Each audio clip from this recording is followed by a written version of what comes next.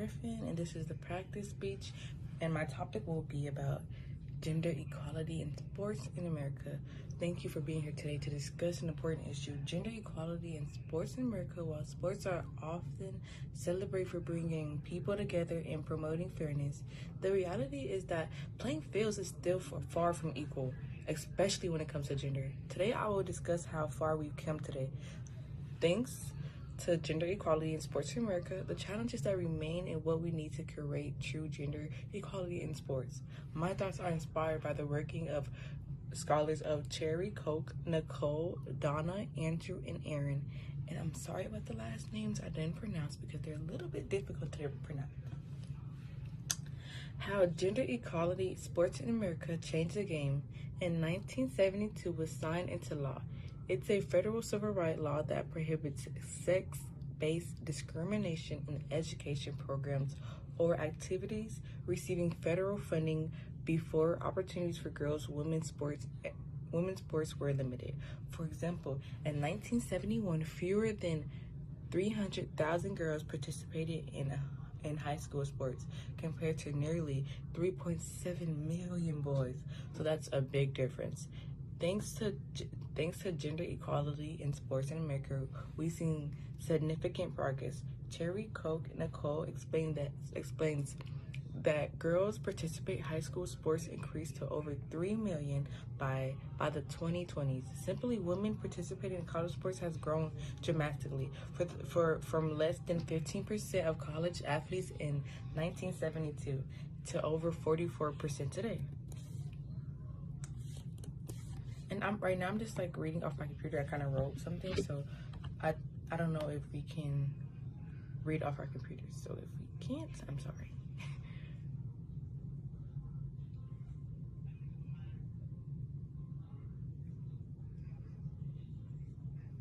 This progress shows that when given equality opportunities, girls and women thrive in sports. However, the story does not end here. While gender equality sports has a game changer, it hasn't solved the problem entirely.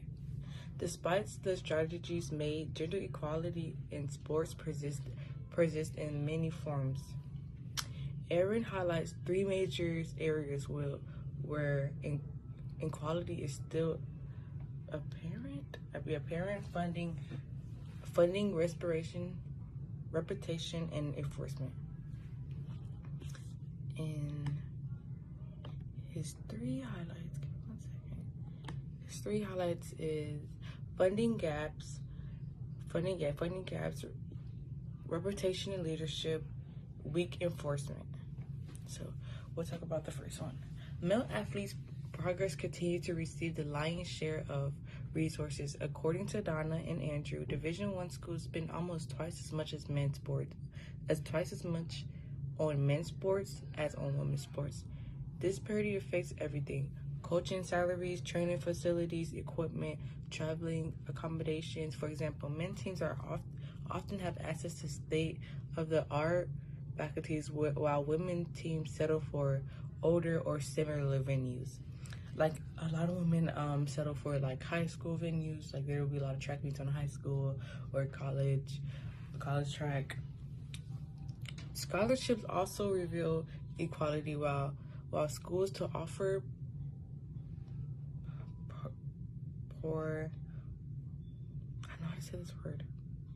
partial scholarships, the financial aid award to women athletes still lags behind. When it comes to coaching and leadership, the picture is equal troubling.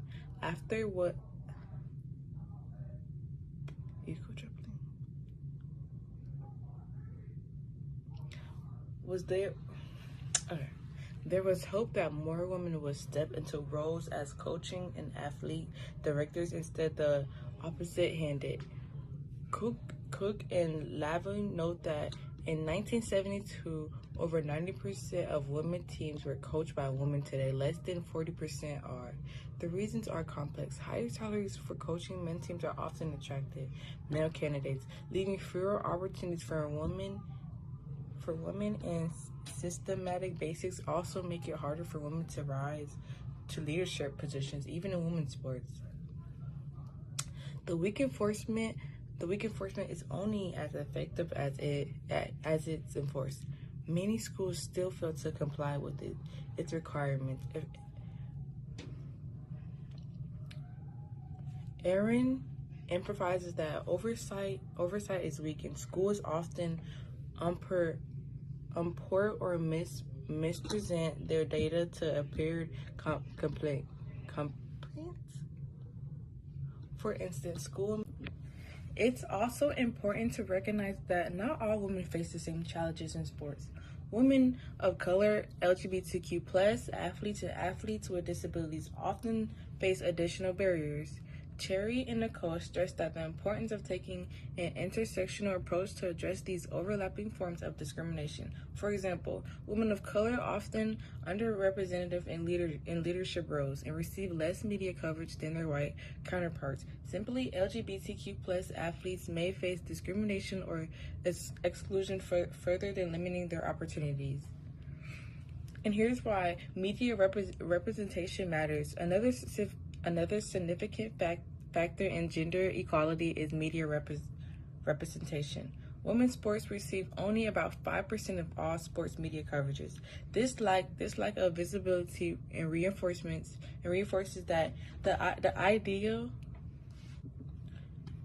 Another significant factor in gender equality is media representation.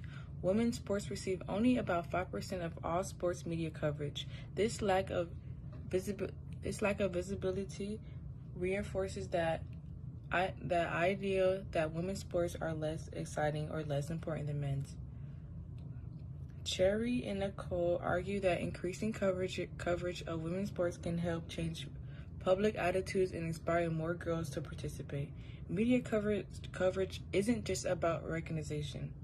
It's also about money. Sponsorships, advising dollars often follow media attention. Without coverage, women's teams miss out on crucial fundings, opportunities, and creating a cycle of equality. Give me 1 second.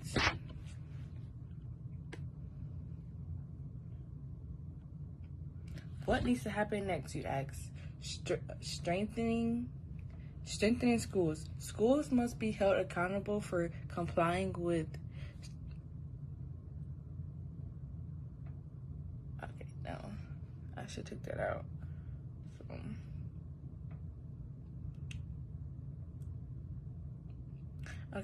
Let's increasing funding for women's sports. Donna and Andrew emphasizes that we need to relocate resources to ensure women's sports receive equal funding. That includes better faculties, more scholarships, higher salaries for coaches of women teams. Promote women in leadership. More effects are needed to recruit and support women in coaching, athlete administration, mentorship programs, leadership trainings, and policies that address gender bases can help women break through barriers. Improve media representation. Cherry and Nicole call on media outlets to cover women's sports more constantly. Highlighting female athletes and their accomplishment can help shift cultures, perspectivations, and attract more resources to women's sports. We must recognize and address the unique challenges faced by women of color, LGBTQ+ athletes, and other women groups. This includes creating an inclusive policy and promoting diverse representation in all areas of sports. And then here's my closing thoughts. Gender equality in sports is not just a woman issue, it's a social issue. It's about fairness, opportunity, ensuring that everyone has a chance to reach their full potential. Their full potential goals. This foundation put the work in far from finished. As Cherry and Nicole remind us, progress is not automatic. It requires persistence and commitment to change. By adjusting funding gaps and increasing representations and challenging culture bases, we can create a future where sports truly reflect the value of fairness and inclusion. Let's work together to ensure that no one is left out. And this is my practice video by Hannah Griffin.